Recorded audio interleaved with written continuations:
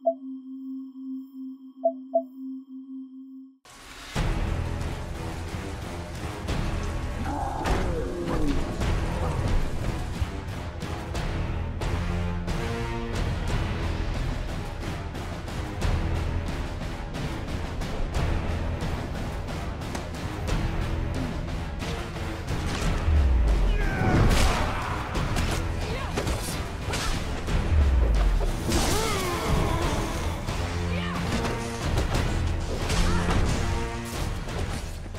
right, ladies and gentlemen, I'm here with Mr Jaffit, Creative Director of Hand of Fate 2. How are you going today?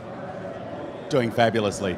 Now, if you'd like to just tell us about Hand of Fate 2, exactly what has changed over the previous version of the game? So with Hand of Fate 2, what we've tried to do is take everything that players liked about Hand of Fate 1, do it bigger and better, but also address every concern that players raised about Hand of Fate 1. So we've got character customization, which was a really well asked for feature.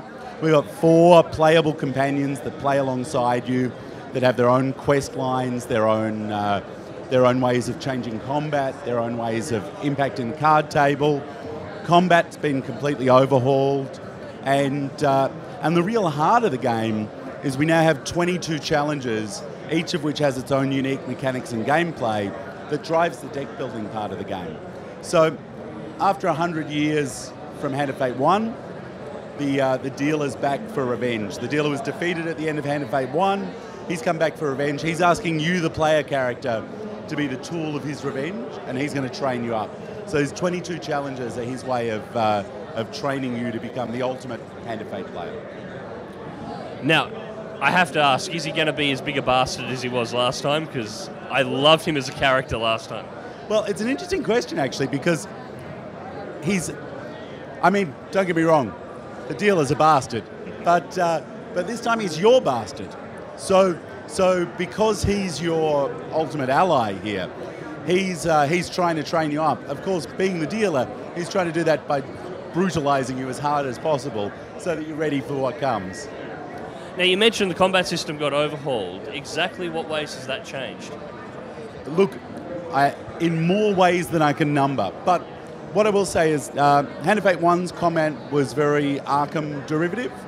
Hand of Fate 2's combat feels similar in sort of rhythm, but it's much more of a straightforward brawler.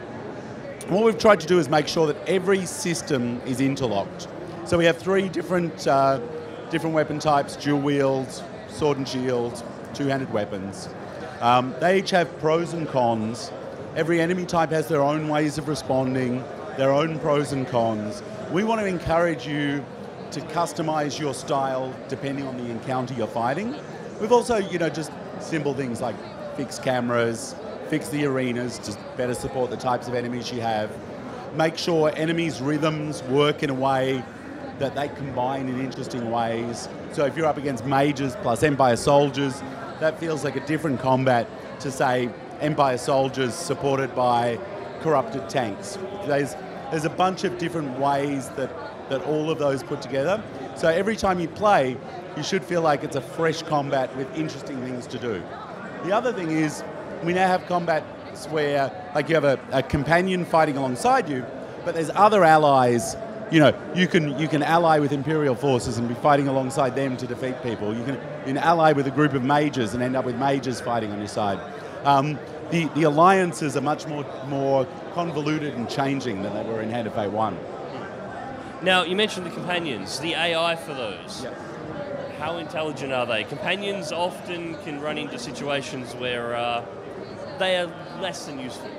So I would agree with that, and I think our job there was to keep them simple. You're not. We don't want the player to be babysitting them. That's not the job. They're there to provide kind of fire support in different ways. Depending on which challenges you've got, the right companion will make a difference. They all have triggerable abilities. So Malaclips the Bard is one of the early game ones. You can wander back to where he is, hit the companion assist button, and he'll pop a bubble around you, which will stop a hit. That's really useful for defensive, tanky play. On the other hand, there's Ariadne the Smith, has an enormous hammer, smashes armor, trigger her, get through armor breaks. Like, they're effectively, companions are extra things that add to your options in combat, not something there for you to babysit and worry too much about over the course of it. So that's excellent news. And of course, the last thing of all, availability at this point in time. At this point in time, we are slightly over 1 week away. November 7th, we'll be on Xbox One, PlayStation 4, PC, Mac, Linux. Excellent. Well, thank you very much for your time. It was a pleasure. Do you hear them approaching? The whisper upon the winds. Dark forces ride forth to stop you.